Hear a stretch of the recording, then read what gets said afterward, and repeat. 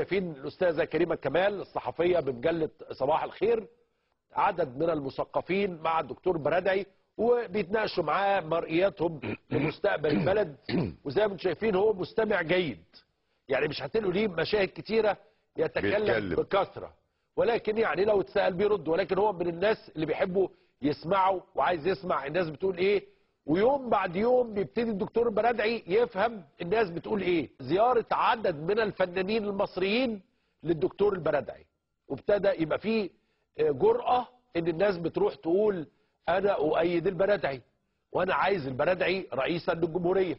ودي حركة جيدة على فكرة، ان المجتمع بيسمح فيه رئيسا للجمهورية. ودي حركة جيدة على فكرة، ان المجتمع بيسمح فيه رئيسا للجمهورية. ودي حركة جيدة على فكرة، ان المجتمع بيسمح فيه بمثل هذا الشيء. من 5 سنين لو كان ده حصل كان كل الناس اللي